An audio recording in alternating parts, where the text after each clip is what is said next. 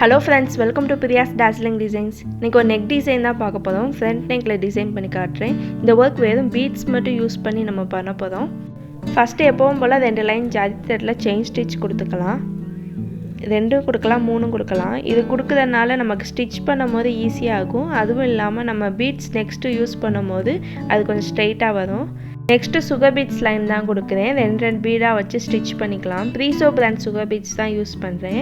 Quality wise பாக்கும்போது A star விட ப்ரீசோ brand கொஞ்சம் நல்லா இருக்கு. நெக்ஸ்ட் லைனுக்கு 3 mm ரவுண்ட் பீட் ஒன்னு sugar bead ஒன்னு மாத்தி எடுத்துக்கிறேன். அப்படியே வச்சு ஸ்டிட்ச் பண்ணிக்கலாம். 3 mm ரவுண்ட் பீட்க்கு ஒன்னு sugar beadsக்கு ஒன்னு தனித்தனியா ஸ்டிட்ச் பண்ணுங்க. ரெண்டையும் சேர்த்து பண்ணாதீங்க, அப்பதான் கொஞ்சம் ஸ்ட்ராங்கா இருக்கும்.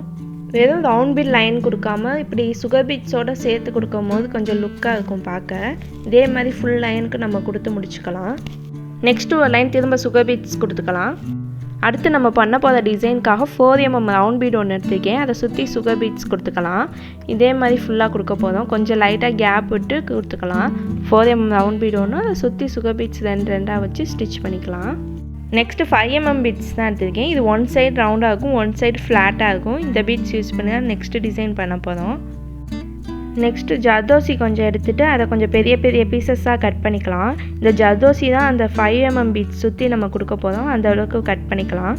ஃபஸ்ட்டு ஃப்ளாட் பீட் ஒன்று வச்சு ஸ்டிச் பண்ணிக்கலாம். நெக்ஸ்ட்டு ஜர்தோசியை நீடில் இன்சர்ட் பண்ணிவிட்டு அந்த ஃப்ளாட் பீட் சுற்றி குட்டி குட்டி ஸ்டிச்சஸாக கொடுத்துக்கலாம்.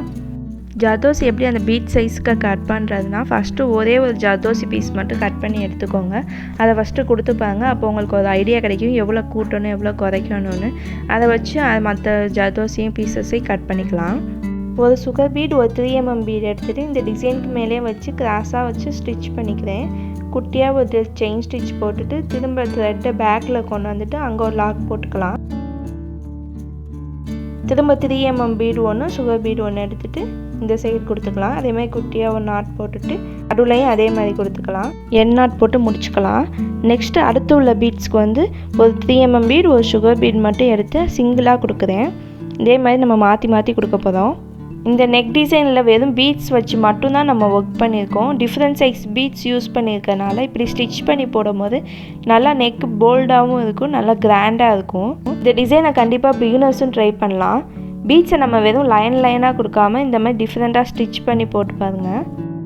நெக்ஸ்ட்டு வீட் பீட்ஸ் தான் எடுத்திருக்கேன். இது கோதுமை ஷேப்பில் இருக்கும். இதை வச்சு தான் நம்ம புட்டாஸ் இப்போ போட போகிறோம். இந்த பீட்ஸில் அகலமான பக்கம் கீழேயும் குதுகலவாத பக்கம் மேலே வச்சு ஸ்டிச் பண்ணிவிட்டு சுற்றி சுகர் பீட்ஸ் கொடுத்துக்கிறேன். எப்போவும் திலகம் ஷேப் ஸ்டோன் யூஸ் பண்ணி தான் இந்த மாதிரி புட்டாஸ் கொடுப்போம். இப்போ பீட்ஸ் மட்டும் யூஸ் பண்ணுற ப்ளவுஸ்னால இந்த மாதிரி கொடுத்து பார்த்தேன், நல்லா தான் வந்துருந்துச்சு. இப்போ மற்ற இடத்துலையும் பார்க் பண்ணிவிட்டு புட்டாஸ் கொடுத்துக்கலாம். ஃப்ரண்ட் நெக்னால 4 இடத்துல மட்டும் புட்டாஸ் கொடுத்தா போதும். இதே டிசைன் தான் நம்ம பேக் நெக் ஃபுல்லாக பண்ணியிருக்கோம். இந்த ப்ளவுஸோட ஸ்லீவ் டிசைன் நெக்ஸ்ட்டு வீடியோவில் போடுறேன்.